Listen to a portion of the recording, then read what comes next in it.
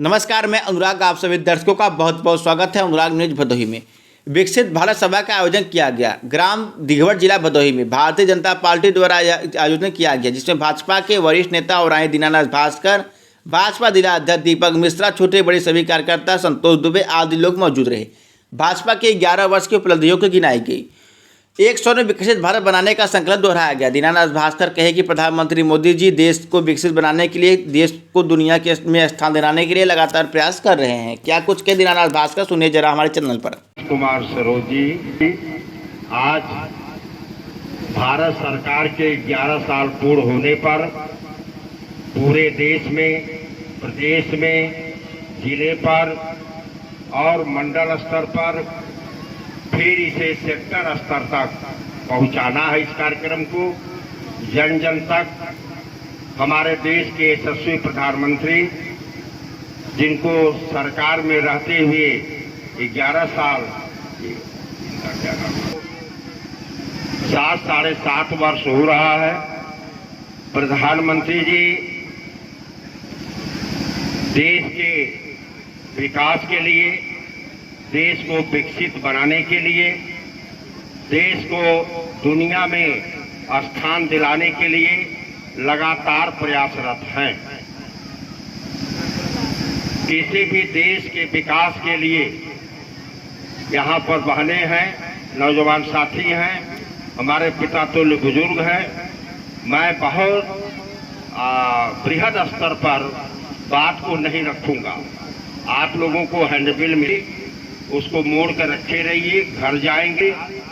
देश को तरक्की के मुकाम पर पहुंचाने के लिए, देश को दुनिया में स्थान दिलाने के लिए बहुत सारे कार्य हमारी भारत सरकार, हमारे देश के यशस्वी प्रधानमंत्री जी ने किया, जिसका वर्णन थोड़े समय में नहीं किया जा सकता। लेकिन किसी देश का विकास के लिए यह जरूरी होता है कि देश में अधिक से अधिक हवाई अड्डे बनाए जाएं। देश में जितना ज्यादा हवाई अड्डे बनेंगे, जितना जहाजों का उड़ान होगा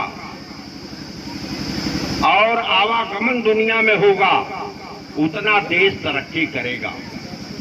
बंदरगाह होता है समुद्र के तट पर, गंगा के तट पर और बड़े नदियों के तट पर बंदरगाह बनते हैं, जिससे दुनिया की सामान भारत में आता है और भारत का सामान दुनिया के अन्य हिस्सों में जाता है। उससे देश के आर्थिक विकास की गति मिलती है।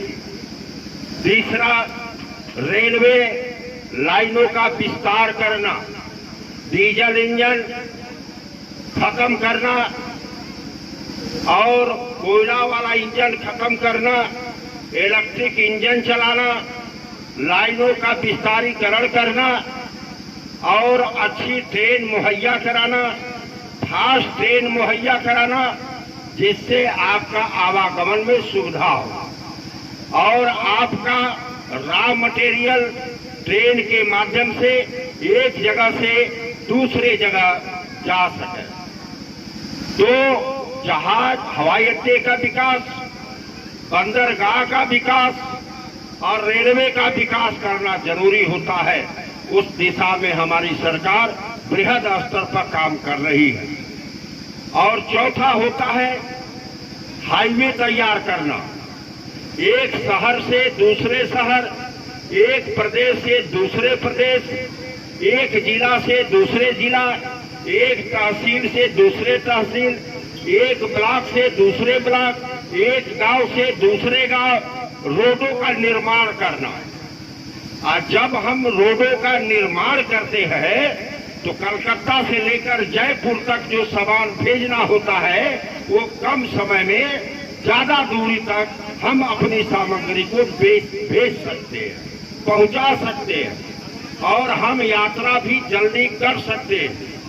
मेडिकल के लिए जरूरत है कि आपको ट्रामा में पहुंचना, किसी का एक्सीडेंट हो गया तो आपको औराई से या महाराजगंज से आपको ट्रामा पहुंचाना है। तो अगर हमारी ऐसी सुंदर रोड जो आज दिखाई दे रही है।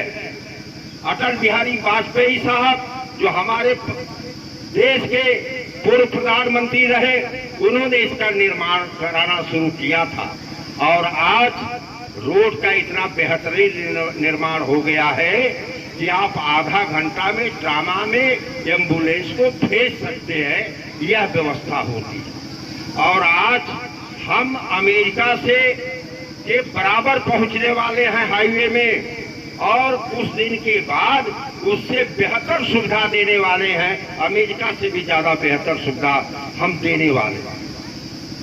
दूसरे तरफ जो हमारा गरीब है, असहाय है, जिसको घर की जरूरत है, उसको हम घर दे रहे हैं। जिसको शौचालय देना है, हम उसे शौचालय दे रहे हैं। जिन गांव में बिजली नहीं पहुंची है, वहां हम बिजली पहुंचा रहे हैं। जिन लोगों को राशन नहीं मिलता था,